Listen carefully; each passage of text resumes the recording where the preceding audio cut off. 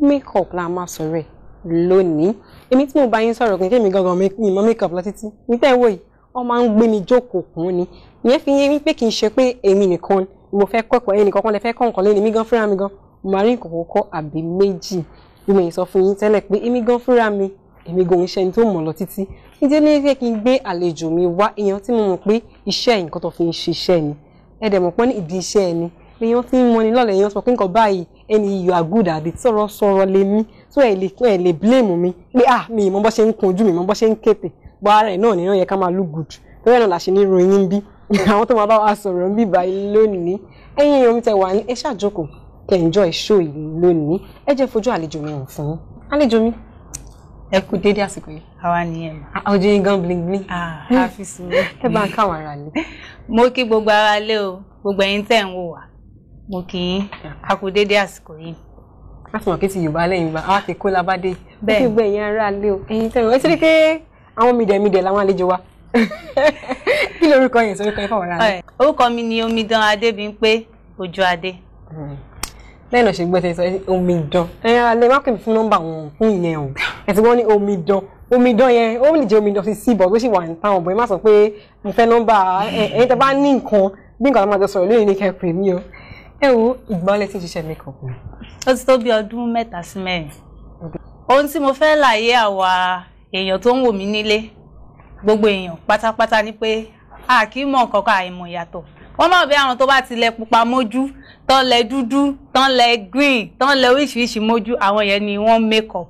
Ohunkóhun tí nǹkan tí èmi mọ̀ ní òye ti tèmi tí mo máa sọ nípa makeup mi. Ohunkóhun tí a bá ti lè tá a fi kún ara wa tó enhance beauty wa tí ó mú ara wa jáde sí òun ló ń jẹ́ makeup.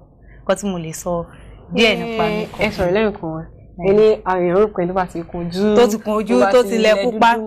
Ìdí tí mo ṣe sọ wípé àwọn tó bá ti lẹ pupa àbáwọn tó bá ti lẹ dúdú mójú náà máa bí àwọn ló makeup. Pé àwọn ẹlòmíì wọ́n kàn lo powder, white powder tí àwa eléèbó pé white powder just under maybe translucent powder. Wọ́n wá ti lẹ mójú báyìí àwọn ìdàkejì wa tó ń tẹ̀ kí ń lo ẹ̀ṣọ́ lọ́pọ̀ tán wá tilẹ̀ mójú wọn àwọn makeup ń táwọn àwọn òṣoge àwọn òṣè makeup ni. Ẹ̀sìn ní gbogbo tó ìbá tẹ̀ ti fi sójú náà. Tó bá ti já pé o jáde nínú balùwẹ̀ báyìí o tó jáde kì í ṣe pé bẹ́ẹ̀ ló ṣe jáde bí ṣe ṣáàlì ló kùn sójú ó enhance ojú look yẹn ó ti change so ó enhance beauty yẹn the appearance as in ó change appearance yẹn ni makeup náà kọta so makeup wá pín sí oríṣiríṣi abala oríṣiríṣi abala ló wá pín sí. Kí ni ìdí tẹ̀yin fi rò pé because ẹni tó bá wà lẹ́sìn ní àwọn tó ń wò ní wọ́n á wò pé yẹn sọ pé wọ́n yẹn sọ kí ló dé tí mo ti fẹ́ lọ kọ́ makeup ni kí ni ìdí tẹ̀yin ti fẹ́ kọ́ makeup. Kò sí ìdí kan lọ́pọ̀lọpọ̀ náà ṣe pé àwa tá a jẹ́ gẹ́gẹ́ bí obìnrin láti fi tún ara mi ṣe ni kí n dẹ̀ fi polówó kí sára mi nìkan o tèmi ń ṣe mo fi ń jẹun mo ń ṣe síta so mo fi ń tún ọ̀pọ̀lọpọ̀ ènìyàn náà mo fi ń tún wọn ṣe. Ẹ jẹ́ sáré yàbàrá ẹ jẹ́ àwọn àlọ́ tẹ́lẹ̀ mi náà lè ní náà fẹ́ kẹ́kọ̀ọ́ ṣe rí láti pé makeup yìí ní gbogbo makeup ojú èwo gangan ló ṣe pàtàkì jù nínú gbogbo nǹkan tó máa ń kùn sójú yìí ìwo ló jẹ́ nǹkan tó yẹ pé èèyàn gbọ́dọ̀ miss ìwo ló ṣe pàtàkì fojú jù tó máa ń gbé beauty ojú jáde gbogbo. Powder ni powder so even gan èèyàn sọ sí pé èèyàn lè máa ṣe eyebrow o lè máa lọ ṣe ní tèmi tó bá ti kun tó bá ó dàbí ẹni tó ṣẹ̀ṣẹ̀ jí tó bá jí tó bá máa wọ́n ní ó ní yóò ṣe ṣẹ̀ṣẹ̀ bọ́ tó fi ṣe white powder tó bá kùn sójú ẹ̀ ojú yẹn máa wálẹ̀.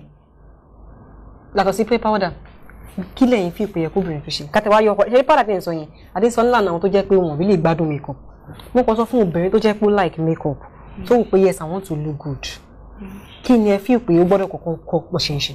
Bó ṣe ń ṣe wọ́n ṣe ń fa bú ojú wa.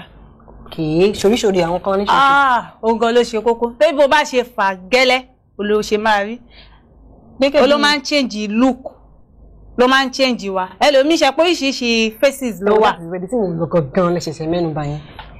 Ó dàbí ìlú wa ní apá ọ̀dọ̀ wa ń bíbí tẹ́ bá ti ọmọ apá ọ̀dọ̀ wa ń bí ẹ ti máa pé ọmọ apá ọ̀dọ̀ wa ní bíbí àwọn tá a jẹ́ Yorùbá báyìí tẹ́ bá ti rí wọn ẹ máa pa ọmọ Yorùbá ní tẹ́ bá rí ọmọ àwọn bíi Ìgbò nítorí iwájú orí wọn yẹn máa ń dá yàtọ̀. Èèyàn àgbẹ̀ pẹ̀lú èmi ti rí Yorùbá dáadáa tó jọ Ìgbò ilẹ̀ sí rí Ìgbò tó jọ Haúsá.